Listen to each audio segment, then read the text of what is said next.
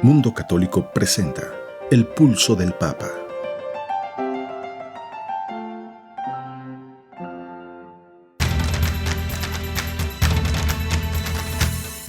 El Pulso del Papa, desde Ciudad del Vaticano. Servicios informativos de Ver y Creer. La actividad pontificia y los acontecimientos de relevancia mundial, con enlaces directos a Radio Vaticana, CENI y Vatican Information Services. El Pulso del Papa, desde Ciudad del Vaticano. Servicios informativos de Ver y Creer.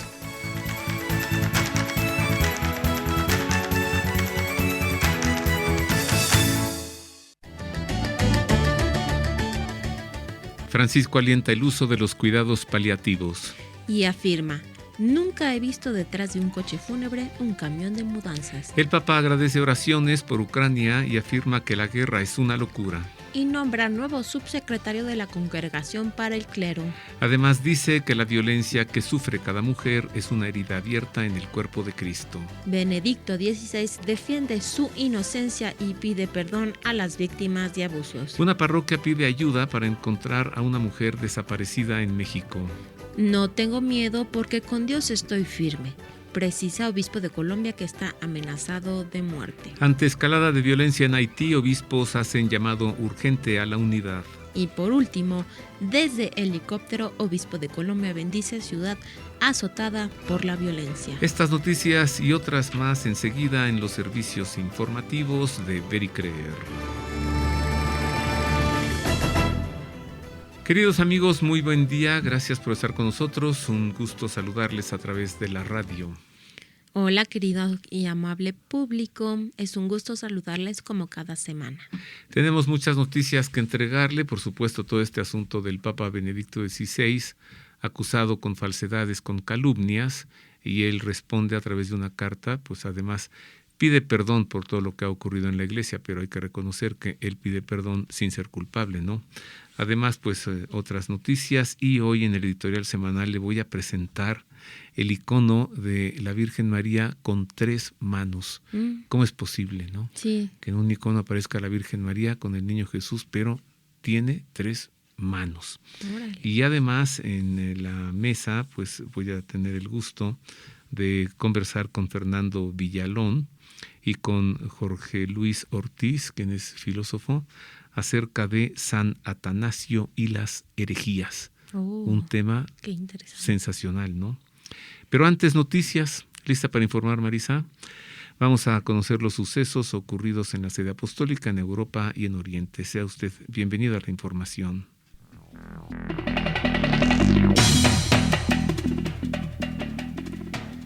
Francisco pidió acompañar a los enfermos, pero no provocar la muerte o ayudar al suicidio, y para ello recomendó utilizar los cuidados paliativos que permiten vivir las enfermedades de la forma más humana posible. Durante la audiencia general del miércoles, el Santo Padre se refirió a la calidad de la muerte misma, del dolor, del sufrimiento, y alentó a estar agradecidos por toda la ayuda que la medicina se está esforzando por dar, para que a través de los cuidados paliativos, toda persona que se prepara para vivir el último tramo del camino de su vida pueda hacerlo de la forma más humana posible. Pero debemos estar atentos a no confundir esta ayuda con derivas inaceptables que lleven a matarlo, afirmó el Papa.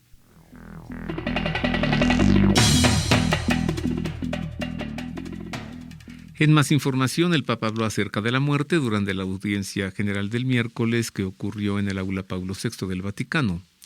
Debemos acompañar a la muerte, pero no provocar la muerte o ayudar al suicidio. Recuerdo que se debe privilegiar siempre el derecho al cuidado y al cuidado para todos, para que los más débiles, en particular ancianos y enfermos, nunca sean descartados, señaló el Papa.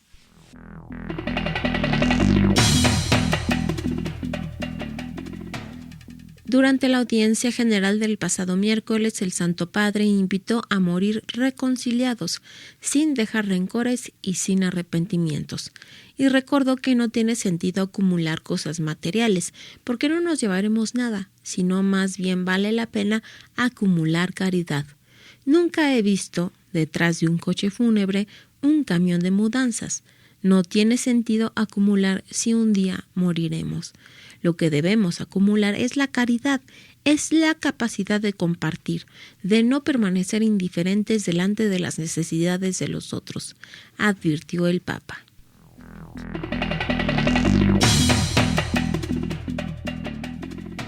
En más de la audiencia general del pasado miércoles, el Papa agradeció a todas las personas y las comunidades que el pasado 26 de enero se unieron en la oración por la paz en Ucrania.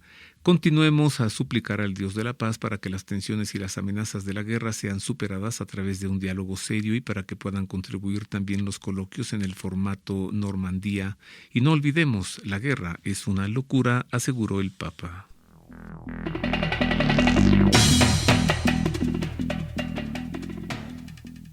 El Papa Francisco nombró subsecretario de la Congregación para el Clero al padre Simón Rena, que se desempeñaba hasta ahora oficial del mismo dicasterio. El padre Simone es licenciado en Derecho en la Universidad Católica del Sagrado Corazón de Milán y se doctoró en Derecho Canónico en la Universidad Pontificia Lateranense.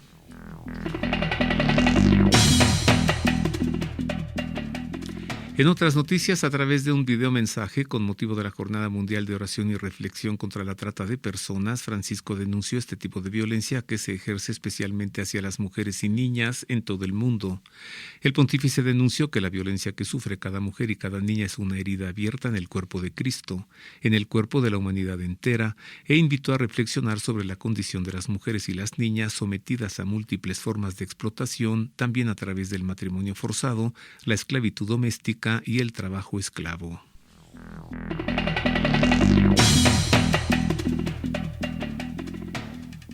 En una carta publicada el martes 8 de febrero, el Papa emérito Benedicto XVI pidió personalmente perdón a las víctimas de abusos dentro de la Iglesia y respondió a un informe que cuestionaba su gestión de los casos durante su mandato como arzobispo de Múnich entre 1977 y 1982.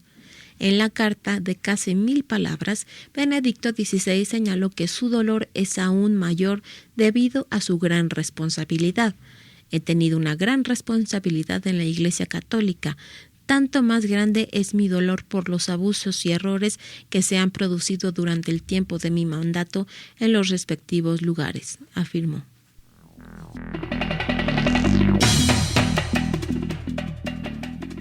En otras noticias, Francisco fue entrevistado en directo desde la Casa Santa Marta el pasado domingo en el programa italiano Che Tempo Che Fa, en el que abordó algunos temas como el sufrimiento humano, el peligro del clericalismo dentro de la Iglesia, la oración, los migrantes o la guerra, a la que definió como un sinsentido que va en contra de la creación.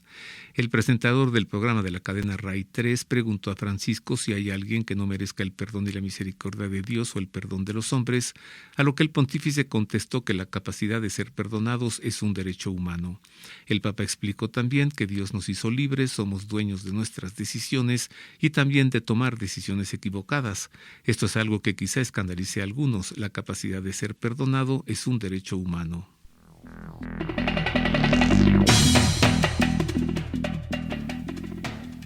Después de que el presidente de Francia, Emmanuel Macron, pusiera el 19 de enero que el aborto se incluyera en la Carta Europea de Derechos Fundamentales, numerosas voces se han elevado en contra, entre estas la Conferencia Episcopal de los Obispos de Europa, que ha manifestado su profunda preocupación y oposición.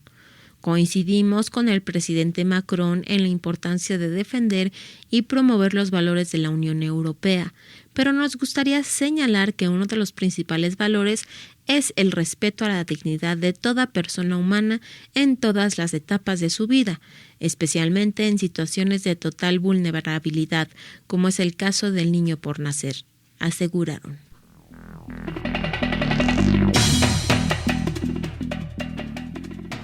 En otras noticias, en noticias provenientes de Alemania, le informo que una reunión plenaria del Camino Sinodal de la Iglesia Católica en Alemania terminó el sábado con votos a favor de proyectos de texto que piden que se permita la bendición a las parejas del mismo sexo y que haya cambios en el catecismo sobre la homosexualidad. Los participantes respaldaron el pasado 5 de febrero un documento titulado Celebraciones de bendición para parejas que se aman, con 161 votos a favor, 34 en contra y 11 abstenciones.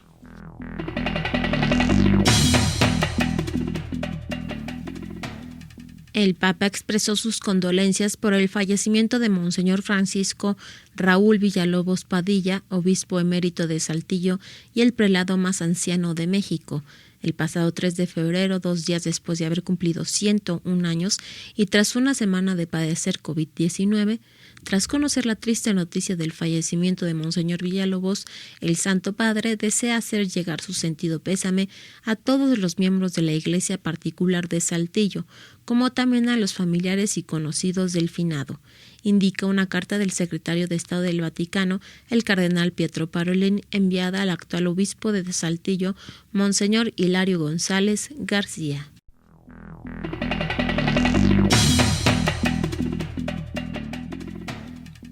Y hasta aquí las noticias, usted ya está informado y más adelante mejor informado que estará porque le daremos a conocer noticias de los acontecimientos ocurridos en América y en México.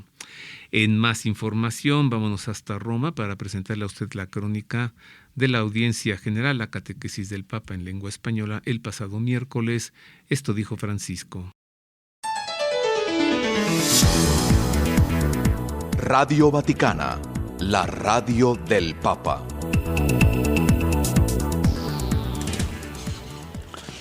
Queridos hermanos y hermanas,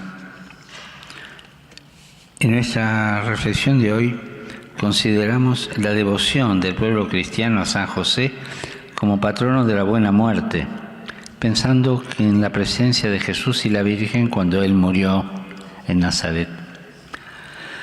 La cultura actual ha tratado de eliminar la realidad de la muerte del horizonte humano o disimularla.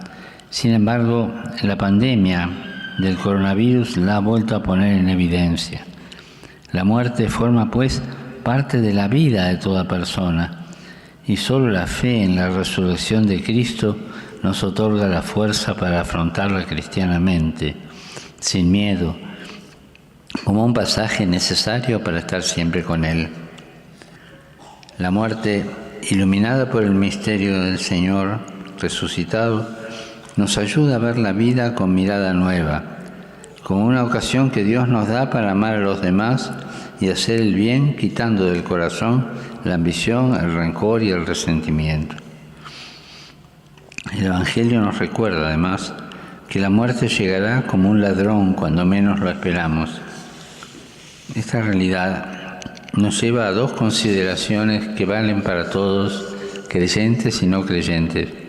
La primera es que la muerte no es un derecho, no podamos programarla, tampoco evitarla, por lo que un ensañamiento terapéutico, en vez de aliviarlo, es inmoral. La segunda es que toda persona tiene derecho a la vida, a los cuidados médicos y a los cuidados paliativos, especialmente los ancianos, para afrontar la muerte de manera más humana. Saludo cordialmente a los peregrinos de lengua española que están aquí.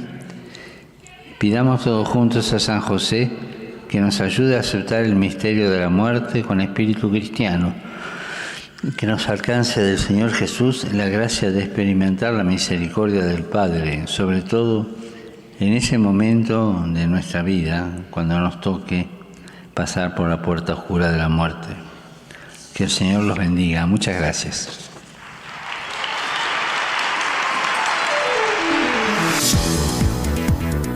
Radio Vaticana, la radio del Papa.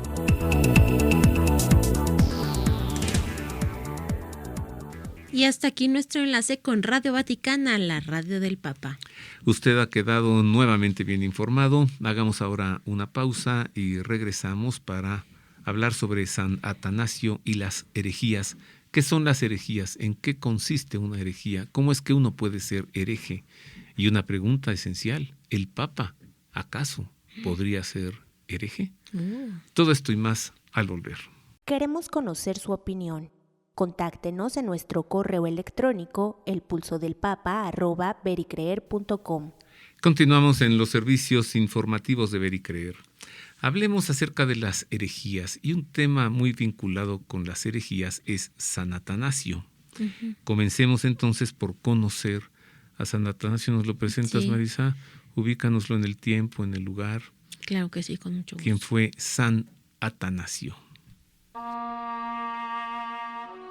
San Atanasio, padre y doctor de la Iglesia, nació en el año 295 y murió en el 373 en Alejandría, Egipto. Conocido también como San Atanasio el Grande o Atanasio de Alejandría.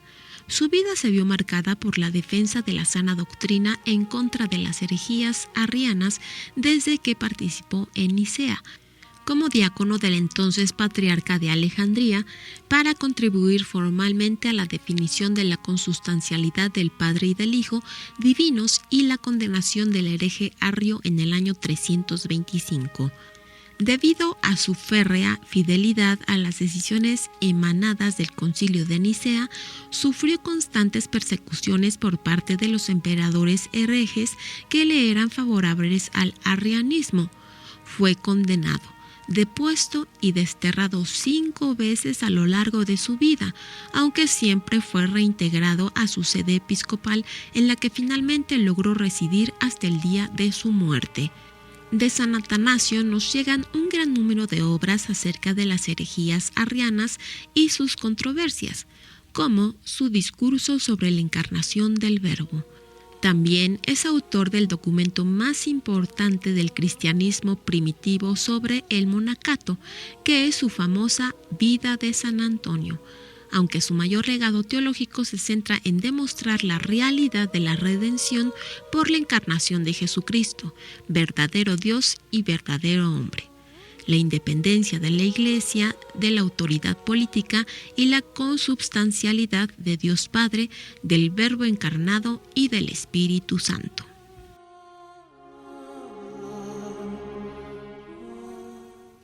Ahí ya tenemos entonces ubicado a San Atanasio. Ahora, vayamos a la entrevista. Recibo con afecto a Fernando Villalón Esquerro, él es abogado, y a Jorge Luis Ortiz, él es filósofo. Hablemos de San Atanasio y las herejías. Muchas gracias, querido Fernando. Gracias a ti por invitarme. Gracias a ti, invitado siempre.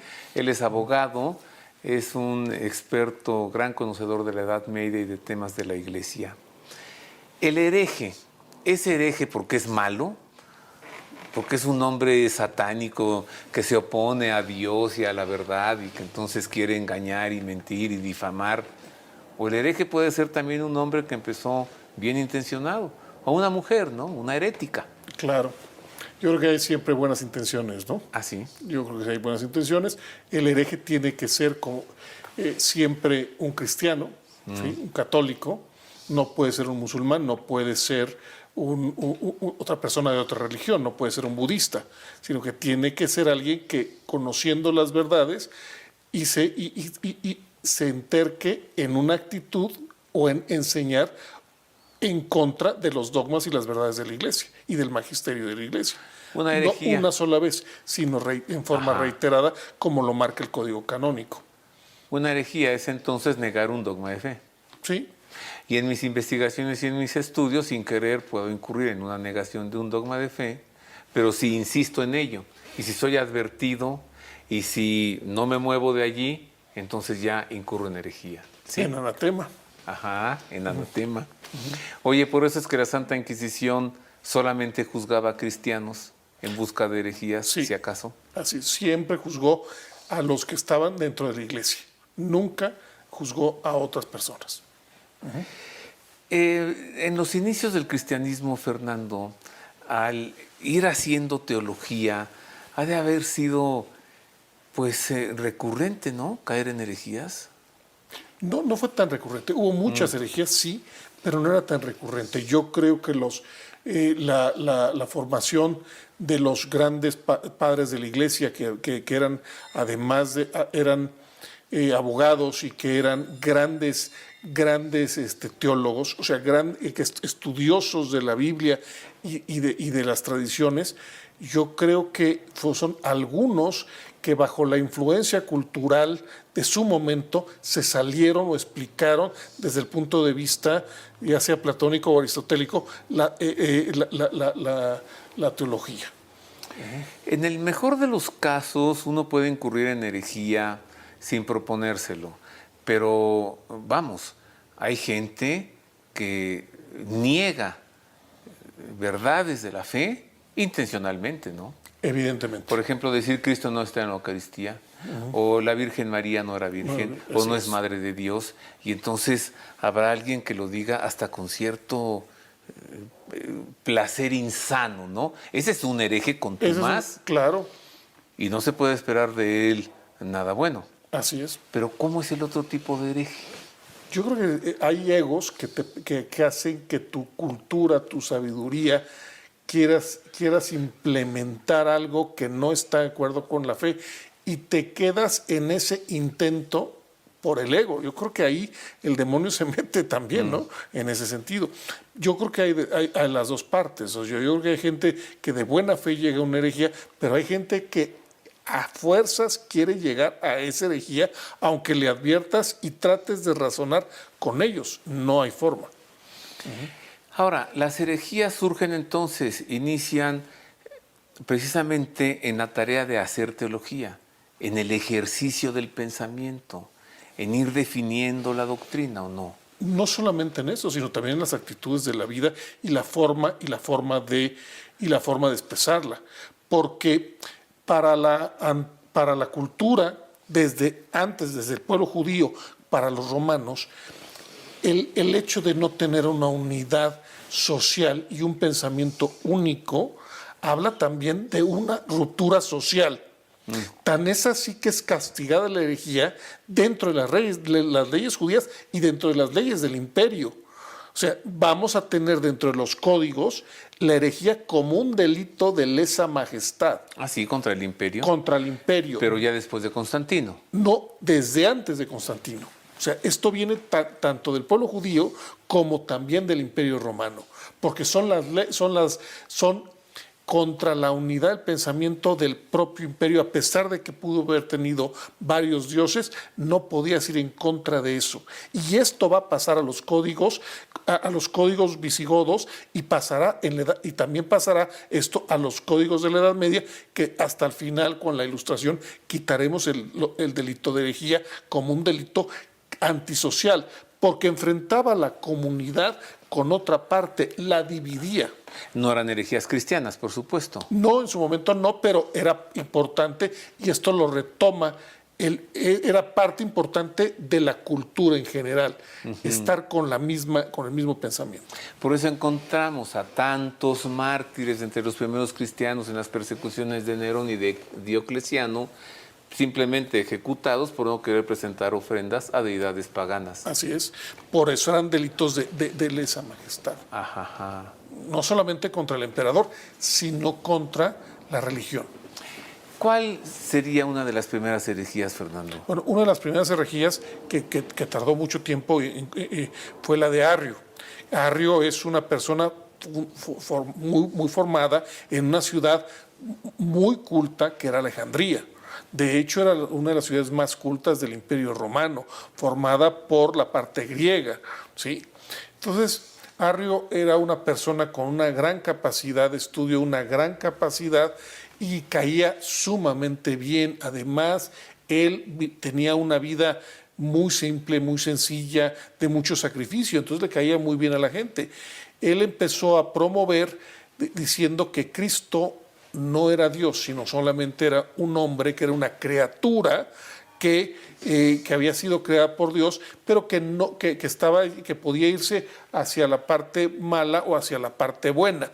Entonces, negando la naturaleza de Cristo como tal. La naturaleza divina. Divina de Cristo. Continuamos con más de este tema y ahora tengo el gusto de conversar con Jorge Luis Ortiz. Él es filósofo y es actualmente el director de la Facultad de Filosofía de la Universidad Intercontinental. Nos decía Fernando, Jorge Luis, que pues para ser hereje debes tener una actitud insistente, ser contumaz. Sí. Mantenerte en tu adhesión al mal. Adhesión al mal, decíamos ahorita fuera de cámara. Adhesión al mal. Sí, es que uno puede errar en el ejercicio de ir razonando, y ahorita vamos a ver de otros padres de la iglesia, uno puede errar, pero puede reconocer el error. Errar es humano. Permanecer en error es satánico, es lo que decían los padres de la iglesia. Ajá. Entonces, si yo trato de explicar algo y no puedo explicarlo y desvío, pues se me avisa. Y en realidad existe algo que se llama el sensu fideli, ¿no? Me avisa el sentido común de la iglesia que me estoy saliendo de la ortodoxia. Hasta ahí no hay problema. El problema es cuando yo insisto, cuando se me avisó, entonces a eso se le llama hereje. Entonces, en realidad no cualquiera puede ser hereje. Puede haber un desvío doctrinal, puede haber una... Y además tiene que ser contra un dogma específicamente. Porque, por ejemplo, si yo estoy errando contra algo que no es dogma, pero es cercano a la fe, tiene otra, se llama peligro contra la fe, no es herejía. Y si estoy atacando el sentido común de los fieles, tampoco es herejía, se llama atentado contra el sensu fidelium. Entonces, como que se va bajando hasta llegar, bueno, pero el que atenta contra un dogma, ese es el hereje. Decir Cristo no está en la Eucaristía, eso es un pedazo de pan y ya. Eso es una herejía. Eso es una herejía. Terrible. Posiblemente de las más graves, ¿no? Sí. Sí. Negar la maternidad divina en María es una herejía. A ver, yo quisiera que tú nos ayudaras más en esto. Hay herejes malos y hay herejes buenos, ¿no? O hay herejes malintencionados y hay herejes que no quisieron incurrir en herejía. A ver, pudieron haber caído en la herejía, pero cuando se les llamó la atención, y la Edad Media es muy abierta en ese sentido, antes de condenarte primero reunimos un concilio, un sínodo, o sea, era el mecanismo normal. Si a pesar de los argumentos que los otros presentaron, yo me quedo arraigado en el mal, entonces soy hereje. Y entonces ahí radica la maldad. Por eso ahorita decíamos en tu adhesión satánica al mal, ¿no? Porque en realidad se te avisó, se te corrigió, se te demostró y no quisiste ver o tu error o los riesgos que supone que tú estés diciendo eso. A lo mejor tú no dices una herejía, pero con lo que estás diciendo abres la puerta a que alguien la pueda decir. Ajá. Y también se puede detener en un concilio. Entonces, el hereje, cuando es determinado como hereje, es que ya habla de cierta maldad, porque quedó pertinaz en el mal. Un ejemplo sería este monje Giordano Bruno. Giordano Bruno. Que de repente le dicen, no va por ahí el asunto, todavía no puedes sacar esas conclusiones. Hasta ahí no había maldad. Fue cuando decidió, sí, y todavía va diciendo a la hora de que lo llevan a la hoguera, todavía van diciendo herejías y blasfemias que tienen que amarrar los labios con alambre. En un acto salvaje, yo lo entiendo, pues, pero que implicaba de que él no se quiso retractar. Sí, como siempre, no podemos revisar el pasado con ópticas actuales, se llaman anacronismos actuales, ¿no? Si hicieron esto con Giordano Bruno, pues en aquel momento pues él se lo habrá ganado. La herejía arriana niega la divinidad de Cristo, pero también hay una herejía que niega su humanidad, ¿no? Sí. O sea, sí es Dios, pero que solo tomó el aspecto de hombre, pero no era hombre. Sí, ese es el problema. La fe cristiana, el dogma principal de la encarnación del Hijo de Dios, es tan fuerte para poderlo entender que puede llevar a muchos desvíos. Unos sostendrán que no es hombre, otros sostendrán que no es Dios. Es interesante, por ejemplo, los gnósticos, siglo II, te acordarás, Irineo de León, San Irineo de León, San Hipólito, todos esos que lucharon contra esta visión, veían a Cristo como uno de los tantos seres inferiores de Dios, ni siquiera el más importante. Dios no va a mandar directamente a su Hijo al estiércol que es la tierra, ¿no? Entonces mandó a uno de los que están hasta abajo, digamos al Chalón, vete tú y avísales. Y entonces desde ahí empiezan a haber dificultades para poder comprender esta verdad. Dios se hizo hombre, se encarnó en nuestra fragilidad y no es sencillo entenderlo. Y entonces a veces es en aras, decías tú, de buena voluntad, de defender la grandeza de Dios, prefiero decir que Cristo no es Dios. En aras de defender lo grande que hizo Cristo, prefiero decir, sí, pero no es hombre. Si pusiéramos palabras contemporáneas, Valentino dijo, es como un holograma, utilizando palabras actuales, ¿no? Como una representación pictórica, pero no estaba ahí Jesús en la cruz. Entonces, todo este proceso que llevó desde la fundación de la iglesia, digamos en el Pentecostés, que fueron iluminados los apóstoles, a la comprensión de un pueblo griego que no entendía nada de lo que estaba pasando con la relación de un monoteísmo, hasta que en el 325 se da el Concilio de Nicea, en donde se determina, pues esto es lo que tenemos que creer. No es que se haya inventado la fe, se fue haciendo consciente la fe durante 300 años, se fue madurando. Y nos encontramos con el credo. El credo, el producto del símbolo de Nicea. Con el credo niceno. El credo de Nicea. Exactamente. Que no se elaboró para confirmar lo que las herejías daban por cierto. Sí, fue para decir, a ver, no se me desvíen, este es lo que tenemos que creer. Ajá. Porque ante tal herejía, tal afirmación. Creo en un solo Dios, por ejemplo. Pues no somos tres dioses, no es la Trinidad hindú. La Trinidad cristiana es un solo Dios. Y eso ya en el Concilio de Nicea. Ajá. Año 325. Ajá. Pero eso reflejaba una conciencia anterior, o sea, desde el principio del cristianismo se está hablando de esto. Fernando, pues qué valor de San Atanasio, de enfrentarse al emperador, de enfrentarse al Papa, por defender la verdad. Así es. De nuestra fe. Así es el gran, yo creo que es el gran defensor y es la gran enseñanza que nos deja San Atanasio, ¿sí? Que no importa que toda la iglesia caiga en errores, sino que hay uno que está defendiendo esta verdad. Puede ser o no el Papa, pero es por eso que la iglesia no se equivoca, por esa defensa de alguno que sigue en la verdad. ¿Tú crees que la Sagrada Congregación para la Doctrina de la Fe, su función precisamente es esta? Era ¿Es esta. ¿Ser el San Atanasio de hoy? Sí y no, porque está evidentemente para eso, pero no ha sido su función siempre. O sea, desde tiempo inmemorial siempre ha habido alguien, y es la enseñanza de este magisterio, de este gran padre de la iglesia, que nos enseña que no importa que todo el mundo esté equivocado. Inclusive el Papa le pide perdón porque la postura de Atanasio es la correcta. Y lo reintegra a su obispado. Habla bien del Papa Liberio. Habla bien del Papa cuando muere Constantino y ve toda esta situación, porque no era fácil navegar también con un emperador, que además era un emperador que estaba en las dos partes, en la parte de Roma y en la parte de Bizancio. Era muy poderoso. Oye, ¿qué no acaso la Sagrada Congregación para la Doctrina de la Fe antes tenía por nombre el Santo Oficio? El Santo Oficio, claro. El Santo Oficio de buscar la verdad. Claro. El Santo Oficio de defender la fe. Así es. El Papa puede ser hereje, Fernando. A ver, ¿y qué sucede si vemos a un Papa que se equivoca? Y dices, y yo como bautizado tengo que seguirlo, porque no quiero ser cismático. Y si el Papa está diciendo esto, pues entonces me tengo que replegar. ¿Cómo resuelves eso? Pues ahí están los documentos y por eso el Concilio Vaticano I dará la solución cuando se habla ex cátedra, porque no es todo lo que el Papa habla. Si nos dice el Papa que hay que irle a tal o cual equipo, pues eso es una opinión. Si nos dice, oye, hay que comer pasta o no hay que comer pasta, es una opinión, pero no en fe y en costumbres, en buenas costumbres.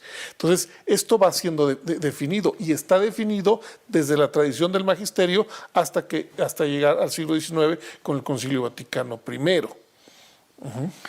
Ya se me está antojando hacer un segundo programa. Claro. A ver, para hablar del Concilio Vaticano I, para hablar de este asunto, la cuestión ex cátedra. Claro. Y de la infalibilidad papal. Exactamente. ¿Lo hacemos? Sí, claro, con gusto.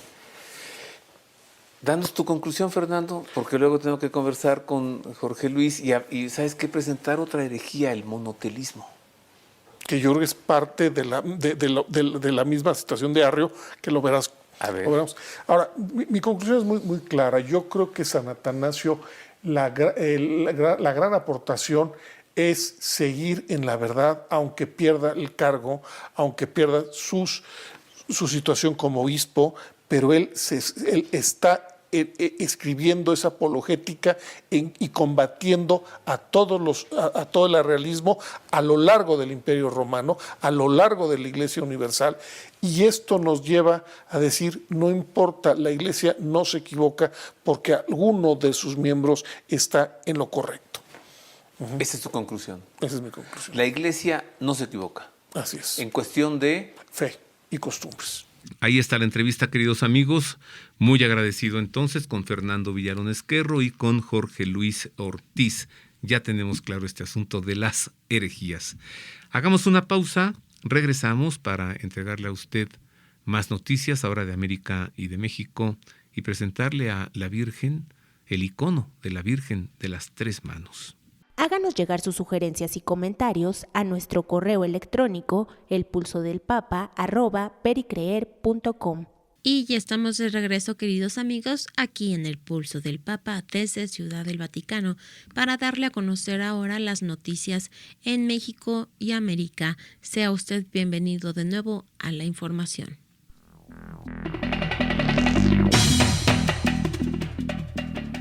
Comenzamos con noticias de México. La parroquia de San Antonio de Padua, en la localidad de San Antonio Acahualco, pidió ayuda para encontrar a Concepción Albarrán, de 45 años, madre de 2 hijas, desaparecida desde el pasado 3 de febrero. En un video mensaje publicado en la página de Facebook de la parroquia, ubicada en el Estado de México, se alentó a apoyar a la familia en las labores de búsqueda. Se ha dado aviso a las autoridades, están haciendo lo propio, pero la familia ha querido suplicar su ayuda, su caridad, expresó el párroco, el padre Juan Flores Pérez.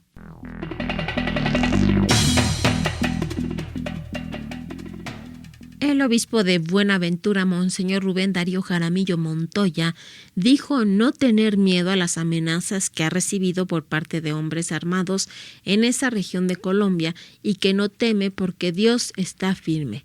Monseñor Jaramillo es obispo de Buenaventura desde 2017. Su labor anunciando el Evangelio y denunciando la violencia, el narcotráfico y el crimen organizado le han ocasionado más de una amenaza por parte de hombres armados, pero también el respaldo de sus hermanos obispos. Recientemente resurgieron las amenazas, lo que hizo que la Conferencia Episcopal de Colombia publicara el 7 de febrero un video en el que se expresó la gran preocupación de los obispos por la integridad de Monseñor Jaramillo.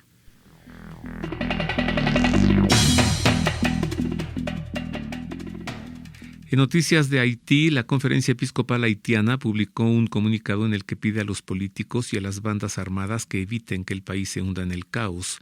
La Fundación Pontificia Ayuda a la Iglesia Necesitada informó que los obispos de Haití señalaron en su comunicado: el momento que vivimos es extremadamente grave y particularmente decisivo. Es un momento crucial e irreversible de nuestra historia.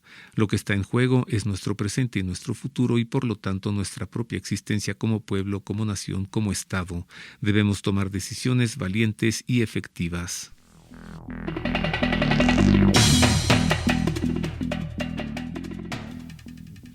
Monseñor Rubén Darío Jaramillo, obispo de Buenaventura en Colombia, bendijo esta ciudad portuaria desde un helicóptero para pedir el fin de la violencia y de la pobreza que sufre la población. La diócesis de Buenaventura informó a la agencia ASI Prensa, el prelado bendijo la ciudad el viernes 4 de febrero por la tarde, en un sobrevuelo que se inició en el aeropuerto de Buenaventura y que duró aproximadamente 1 hora y media. El obispo roció el agua bendita por los lugares por donde pasaba e hizo en repetidas ocasiones la señal de la cruz con un crucifijo.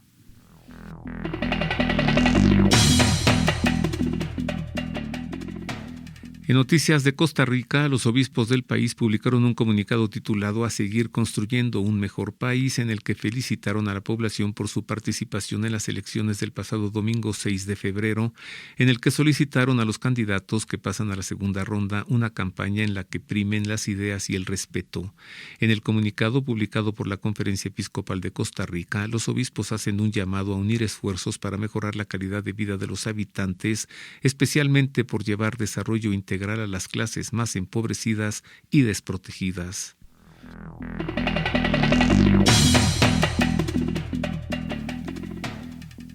El pasado martes 8 de febrero, el presidente del Perú, Pedro Castillo, tomó juramento a la nueva ministra de la Mujer y Poblaciones Vulnerables, Diana Miriam Miroslavic Tupac, una conocida feminista promotora del aborto y de la agenda LGBT.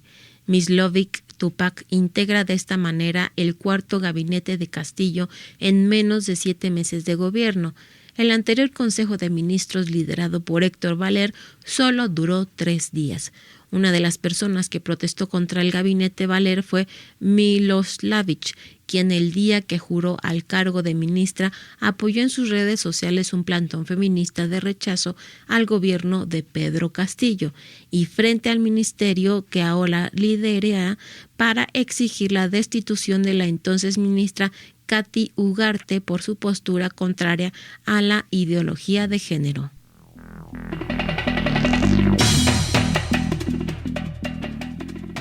En noticias de los Estados Unidos, un sacerdote católico de Phoenix se disculpó, pidió perdón y renunció como párroco después de que se determinó que no había bautizado válidamente a un número indeterminado de personas durante sus 2 décadas de servicio sacerdotal en Brasil y en las diócesis estadounidenses de San Diego y de Phoenix. En una carta a los fieles con fecha 14 de enero, el obispo de Phoenix, Monseñor Thomas Olmsted, precisó: la información es tan difícil de escuchar como difícil para mí de anunciar.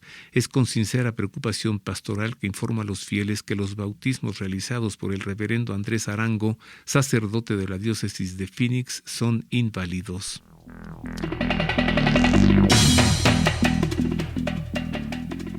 La Corte de Apelaciones de Santiago de Chile confirmó la sanción al canal de televisión La Red por ofender al Papa Francisco y a los católicos durante la emisión de un programa protagonizado por un travesti.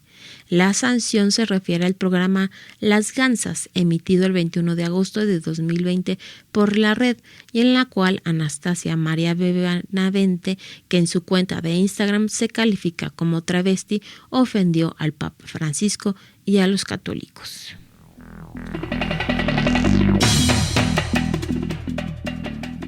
En más noticias del Perú, en el marco de la polémica generada por el derribo del cerco que rodeaba la iglesia de San Francisco en el centro histórico de Lima, los frailes franciscanos reconocieron que incurrieron en daños al patrimonio de la humanidad que custodian. Además, exigieron a la municipalidad de Lima reponer el cerco que rodeaba la plazuela exterior y anunciaron medidas legales tras la reciente intervención.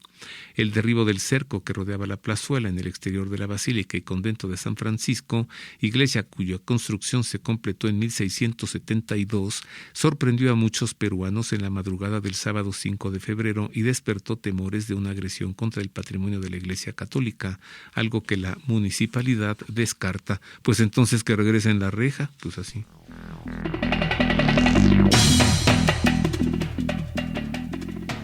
Fue nombrado Monseñor Shelton Joseph Fabre, hasta ahora obispo de Houma-Thibodaux, como nuevo arzobispo de Louisville en los Estados Unidos. Monseñor Fabre sucede en el cargo a Monseñor Joseph Edward Kurtz, cuya renuncia fue aceptada por haber llegado al límite de edad de 75 años, de acuerdo a lo establecido en el Código de Derecho Canónico, las normas que regulan a la Iglesia.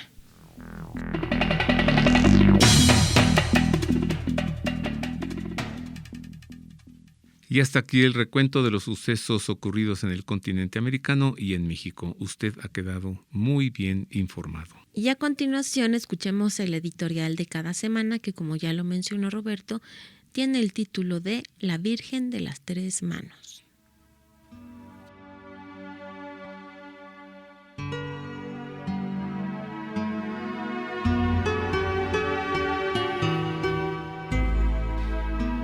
En el siglo VIII, durante el lamentable movimiento iconoclasta que se opuso a la elaboración de imágenes sagradas y que tantas de ellas destruyó, un hombre llamado Juan, originario de Damasco y por ello conocido como Juan Damasceno, empeñosamente defendió la veneración de los iconos sagrados y de las imágenes religiosas. Pronto se hicieron presentes las persecuciones contra el celo apostólico de Juan y fue difamado por el emperador iconoclasta León III Isáurico, gobernante del año 717 al 741, quien lo calumnió ante el califa de Damasco, acusándolo de haber entregado los planos de su ciudad al enemigo para facilitarle la invasión y la toma de la ciudad.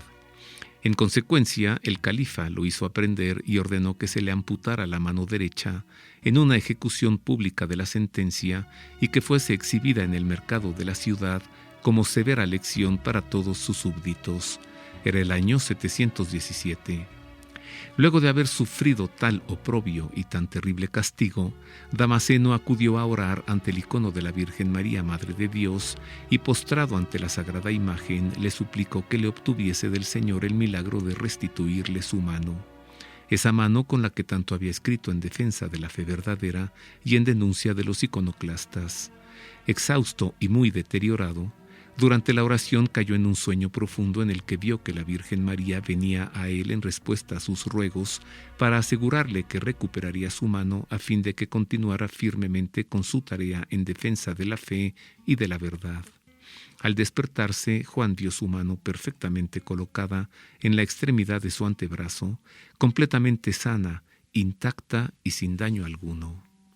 Infinitamente agradecido por el milagro que la Virgen Madre de Dios le obtuvo, Juan Damasceno colocó sobre el icono, a manera de exvoto, una mano elaborada en fina plata, ilustrando así el prodigio celestial que recibió. A golpe de vista, el icono presenta 3 manos, las 2 de la Virgen María y la colocada por Juan, resultando en una imagen que provocó la expresión popular de llamarla, en griego, la Virgen Trigerousa, o Virgen de las 3 manos. Su fe, el milagro y el Espíritu de Dios movieron a Juan a entregarse a la vida religiosa, haciéndose monje en el monasterio de San Sabas, cerca de Jerusalén, al que donó su milagroso icono, donde recibió la ordenación sacerdotal y donde murió hacia el año 787, superando los 100 años de edad. Tras la muerte de Juan Damasceno, el obispo de Mar Saba trasladó el icono a un monasterio de Serbia, del que luego fue rescatado de ser profanado durante una de las invasiones musulmanas, confiándolo en oración a la protección de la Virgen María. El icono fue atado a un asno que, sin guía ni jinete, llegó por sí solo hasta la ciudad monástica del monte Athos. Al llegar, los monjes recibieron el icono sorprendidos por su misteriosa procedencia y lo entronizaron en la capilla del monasterio de Quilandaro, sitio en el que permanece hasta nuestros días y en el que recibe veneración por parte de los monjes y de los peregrinos que hasta allí acuden constantemente. La devoción al icono de la Virgen Trigerousa se extendió por toda Rusia gracias a que Nikon, patriarca ortodoxo ruso, el 28 de julio de 1663 encomendó al monasterio de Quilandaro que elaborase una copia fiel del icono para que también fuese venerado en Rusia. San Juan Damasceno nos dejó escrito un impecable sustento al culto de las imágenes al escribir: en otros tiempos, Dios no había sido representado nunca en una imagen, al ser incorpóreo y no tener rostro. Pero dado que ahora Dios ha sido visto en la carne y ha vivido entre los hombres, yo represento lo que es visible en Dios. Y antes que nada, ¿no son materia la carne y la sangre de mi Señor? ¿O se debe suprimir el carácter sagrado de todo esto? ¿O se debe conceder a la tradición de la Iglesia la veneración de las imágenes de Dios y la de los amigos de Dios que son santificados por el nombre que llevan, y que por esta razón habita en ellos la gracia del Espíritu Santo? Por tanto, no se ofenda a la materia, la cual no es despreciable, porque nada de lo que Dios ha hecho es despreciable. El Papa León XIII proclamó a San Juan Damasceno doctor de la Iglesia en 1890. Su memoria litúrgica se celebra el 4 de diciembre.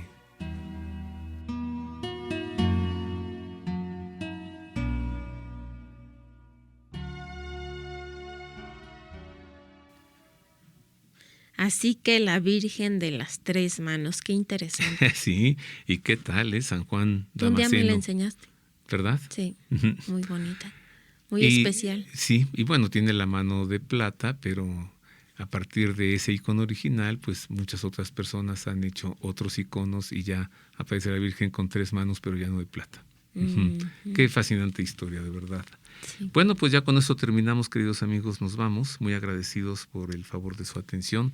Le hemos acompañado hoy, mire usted, en los controles operativos, Miguel Ángel Mejía, en la redacción, Ana Guadalupe Silvestre, y en las voces informativas, Marisa O'Farrill y Roberto Farril, quienes le deseamos una feliz semana, un abrazo de todo corazón.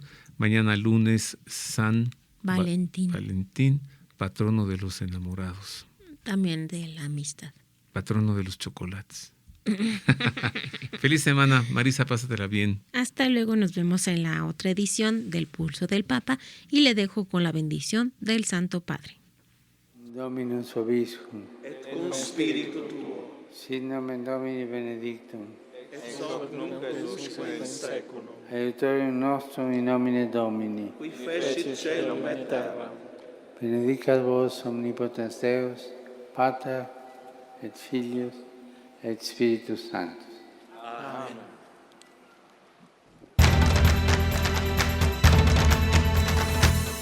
El Pulso del Papa, desde Ciudad del Vaticano. Servicios informativos de Ver y Creer. La actividad pontificia y los acontecimientos de relevancia mundial, con enlaces directos a Radio Vaticana, Zenith y Vatican Information Services. El Pulso del Papa, desde Ciudad del Vaticano. Servicios informativos de Ver y Creer.